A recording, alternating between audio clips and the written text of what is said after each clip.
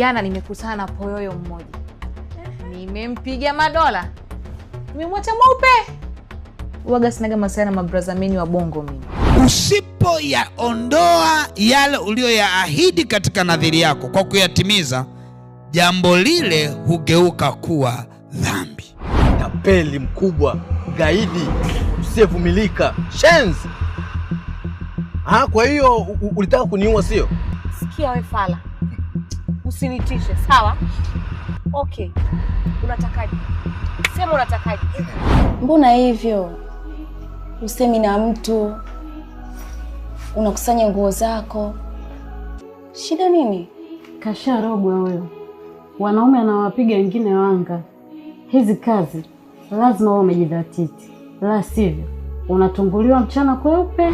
Je, upo tayari kumpa Yesu maisha yako? Yeye peke yake awe Bwana na Mwokozi wa maisha yako. Ndiyo. Nipo tayari mchungaji.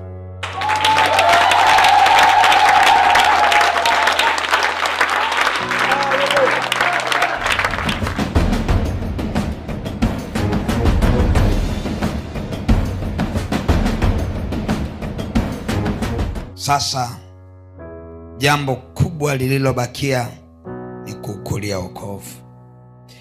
Kuongozwa sala ya toba ni jambo la kwanza, ni muhimu. La pili lilo kubwa zaidi ni kukulia wokovu, kwa sababu shetani hajawahi choka.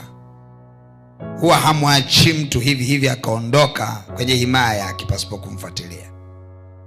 Na ndio maana maandiko yanasema pepo mchafu amtokapo mtu huenda pita mahali pasipo maji.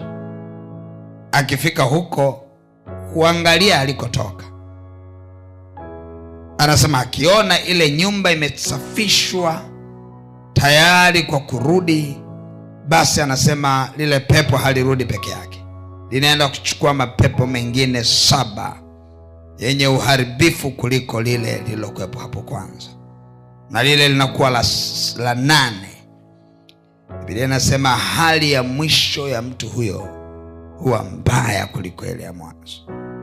Kwa hiyo unatakiwa kukulia wokovu. Na ndio maana Yesu kila aliyemponya alimwambia umepona, angalia usitende dhambi tena. Kwa hiyo umeokoka, sasa nataka ukulie wokovu na uko salama.